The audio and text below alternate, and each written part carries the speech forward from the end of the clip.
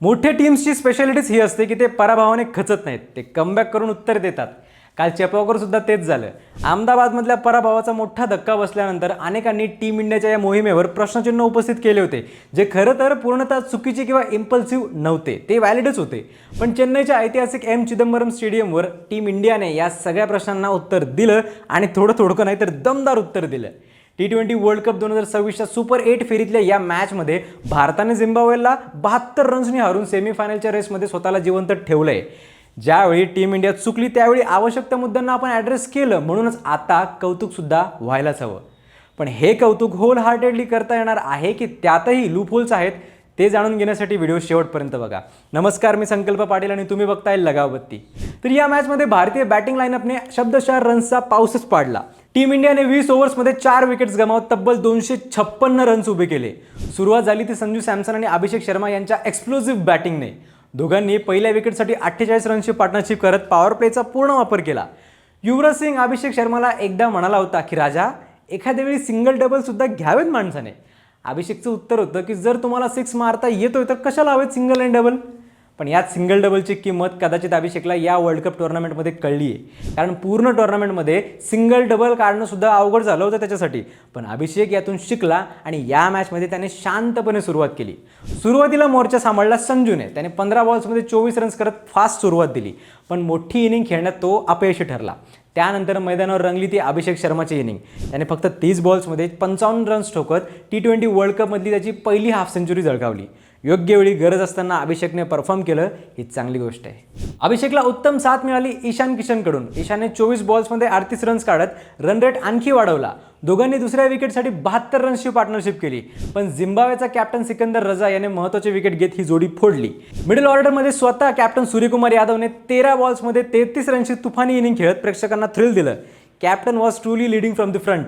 172 रन्सवर चौथी विकेट गेल्यानंतर झिम्बाब्वेला थोडीशी आशा निर्माण झाली होती. पण त्यानंतर मैदानावर उतरले हार्दिक पंड्या आणि तिलक वर्मा.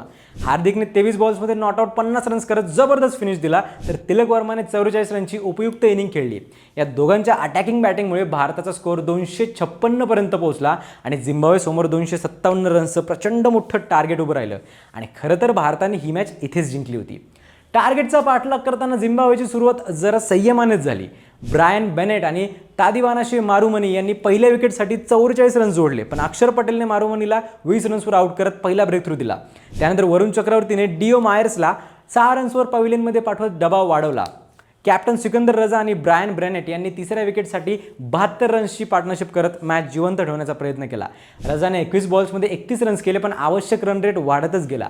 झिम्बाब्वेचा वाघ ब्रायन ब्रेनेट शेवटपर्यंत लढत राहिला. त्याने नॉट आउट 97 रन्सची पॉवरफुल इनिंग खेळली, पण इतर बॅटर्सकडून आवश्यक ती साथ न मिळाल्यामुळे झिम्बाब्वे 20 ओव्हर्समध्ये 6 विकेट्स गमावत 184 रनपर्यंत पोहोचले.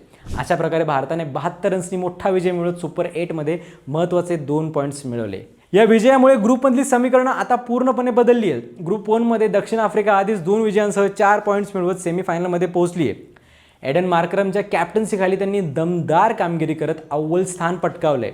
आता दुसऱ्या जागेसाठी भारत आणि वेस्ट इंडिज यांच्यात थेट करो या मरोची लढत रंगणार आहे. दोन्ही टीमचे 2-2 पॉईंट्स आहेत आणि 1 मार्चची मॅच जिंकणारी टीम कोणत्या नेट रनरेटच्या गणिताशिवाय थेट सेमीफायनलमध्ये एंट्री करेल.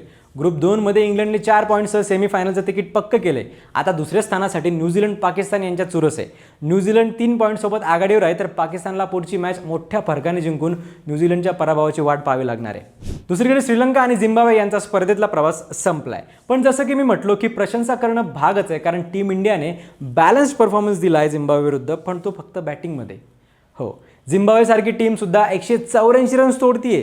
त्यांचा एक प्लेअर ऑलमोस्ट शतक मारतोय. या काही चांगल्या साईन्स नाही आहेत. भले भारताने बॅटिंगमध्ये ते करून दाखवलंय ज्याची अपेक्षा होती, पण बॉलिंगमध्ये अजूनही तो स्पार्क गायब आहे, जो गरजेचा आहे. जरी आपण या टुर्नामेंटमध्ये फक्त एकच मॅच हारलोय, तरी ज्या प्रकारच्या डॉमिनन्सची सर्वांनी अपेक्षा केली होती, तो डॉमिनन्स अजूनही पाहायला मिळालेला नाहीये. होम पिचेसचा फायदा भारताने खूप घ्यायला हवा होता, पण तो तितका घेताना टीम इंडिया दिसत नाहीये. बॉलिंगमध्ये त्यांनी प्रयोग केले जे की गरजेच्या वेळी कामी येतील सुद्धा, पण मेन बॉलर्सनी डॉमिनेट करणं गरजेचं आहे. महत्त्वाची गोष्ट म्हणजे झालेल्या 6 मॅचपैकी 5 मॅचेस आपण छोट्या टीम विरुद्ध खेळलो आहोत आणि तिथेही त्यांनी आपल्याला बऱ्यापैकी टफ दिला होता. आणि जी एक मॅच आपण साऊथ आफ्रिकेसारख्या मजबूत टीमसोबत खेळलो, तिथे आपली हतबलता स्पष्ट दिसून आली होती. आता पुढची मॅच वेस्ट इंडिज विरुद्ध आहे, जी सुद्धा चांगल्या फॉर्ममध्ये आहे आणि ती आपण जिंकलो तरी सेमीफायनल आणि फायनल अजूनच टफ होणार आहेत. कॉम्पिटिशन तगडी मिळाली की आपण कोसळून जायला नको इतकंच. रोहित शर्माच्या टीमने जो कप 17 वर्षांनी आपल्याकडे आणला होता तो तसाच कंटिन्यू आपल्याकडे राहायला हवा, हीच फॅन्सची अपेक्षा आहे. बाकी इतकं नक्की आहे की जो कॉन्फिडन्स टीम इंडियाचा कमी झाला होता तो या झिम्बाब्वे विरुद्धच्या मॅचने परत आणून दिला आहे. आता प्रश्न एकच आहे की टीम इंडिया 1 मार्चला वेस्ट इंडिज विरुद्ध प्रेशर झेलून सेमीफायनलमध्ये एंट्री मारेल का? 10 वर्षांपूर्वी 2016 साली सुद्धा भारत विरुद्ध वेस्ट इंडिज ही सेमीफायनल मॅच झाली होती, ज्यात वेस्ट इंडिजने हरवलं होतं आपल्याला. ही मॅचसुद्धा ऑलमोस्ट एलिमिनेटर होते, मजा येणार आहे बघायला. पण नक्कीच चेपॉकवरच्या या मोठ्या विजयाने कॉन्फिडन्स उंचावला आहे आपला. बॅटिंग फॉर्ममध्ये बॉलिंगसुद्धा अजून चांगली होईलच आणि कॅप्टनचा अटॅकिंग अप्रोचसुद्धा स्पष्ट दिसतोय. त्यामुळे पुढची मॅचसुद्धा आपण अशीच कॉन्फिडेंटली जिंकू हीच अपेक्षा आहे, कारण ही मॅच ऑलमोस्ट एलिमिनेटरच आहे. आत्तापर्यंत जे झालं ते झालं. ही मॅच जिंकली तरच पुढे जाता येईल, नसता सरळ स्पर्धेच्या बाहेर. जो जितेगा वही सिकंदर कहलाएगा. T20 वर्ल्ड कप 2026 आता निर्णायक वळणावर पोहोचला असून प्रत्येक बॉल, प्रत्येक रन आणि प्रत्येक विकेट इतिहास घडवू शकते. काय वाटतं तुम्हाला टीम इंडियाच्या कामगिरीवर? कमेंट्समध्ये नक्की सांगा. वेस्ट इंडिज विरुद्ध कोणता प्लेअर मॅच गाजवणार आहे असं तुम्हाला वाटतं तेही सांगा आणि अशाच अपडेटसाठी फॉलो करा लगावबत्ती.